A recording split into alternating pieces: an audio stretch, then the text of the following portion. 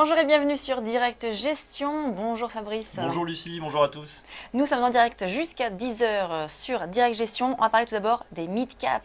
Le small is beautiful. Voilà, on va en parler justement de ces petites valeurs. Année après année, un constat se confirme. Les mid-cap font mieux que les grandes capitalisations. Et oui, l'année 2014 confirme contre toute attente le diagnostic. Dans un contexte dégradé où l'indice phare de la Bourse de Paris affiche un petit peu moins qu'un zéro pointé, moins 0,5 l'an dernier, l'indice Mid and Small affiche une hausse, lui, de 8,4%. Le segment surperforme l'indice pour la troisième année consécutive et ce n'est pas un cas isolé. Sur les 10 dernières années, ce n'est qu'en pleine crise des subprimes, soit 2007 et 2008, puis lors de la crise des dettes souveraines en 2011, que cet indice, donc le Mid and Small, aura affiché des performances en retrait de celles du CAC 40. Mais qu'est-ce qu'on peut attendre pour 2015 ? L'année pourrait offrir de belles surprises du côté des moyennes valeurs. Alors pourquoi ? D'une part, elles vont bénéficier de vents actuels qui sont plutôt favorables, plan massif de rachat d'actifs de la part de la BCE, la baisse du pétrole, un euro faible qui vient booster leurs exportations. D'autre part, l'investisseur peut compter sur une croissance des bénéfices par action structurellement plus forte selon les experts de la société de gestion Ports en Parc. Enfin, le consensus FactSet anticipe un bond de près de 44% du bénéfice des valeurs du CAC Mid and Small en 2015 contre 6% seulement pour l'indice CAC 40.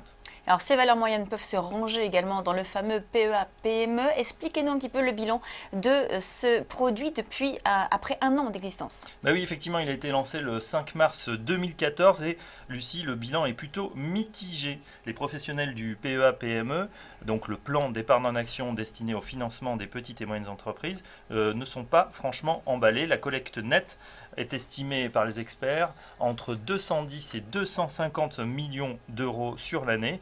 Je rajoute qu'il s'agit des fonds collectés sur l'ensemble des fonds éligibles PEA-PME et non des souscriptions en direct sur les PEA-PME. D'ailleurs, donc on est en retard sur les prévisions qui avaient été faites en septembre 2013, lorsqu'à l'époque l'idée avait été relancée par Pierre Moscovici, qui était ministre de l'économie. Les professionnels prévoyaient 1 milliard d'euros de collecte.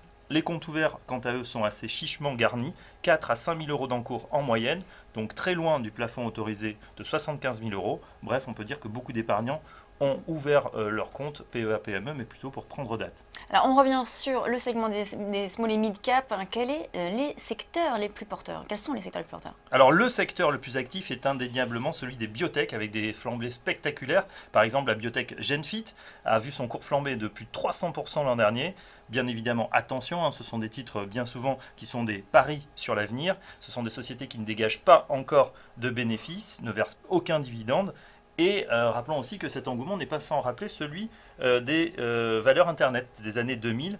Donc attention à ces biotech, il existe bien sûr dans les mid-cap des secteurs bien plus traditionnels. Le réservoir de petites valeurs risque, lui, de se redresser aux conditions actuelles du marché. Et bien de plus en plus de PME seront tentées par l'introduction en bourse et une alternative attrayante face au financement par le capital développement, le private equity, ou par de grands partenaires institutionnels, c'est tant mieux. Rappelons que 1100 sociétés étaient cotées en l'an 2000, il n'en reste que 800 aujourd'hui, donc on peut s'apprécier, on peut se poser la question aussi si la bourse reprenait enfin ses lettres de noblesse en finançant le développement des champions de demain. Merci Fabrice donc pour ce spécial mid-cap. Alors, on va passer à la suite de Direct Gestion. Vous allez recevoir dans quelques instants Marc Favard d'Hamilton AM. De quoi allez-vous parler ?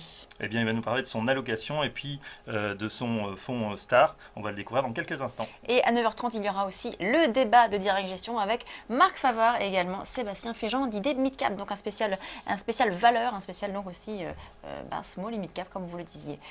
C'est tout de suite en Direct Gestion.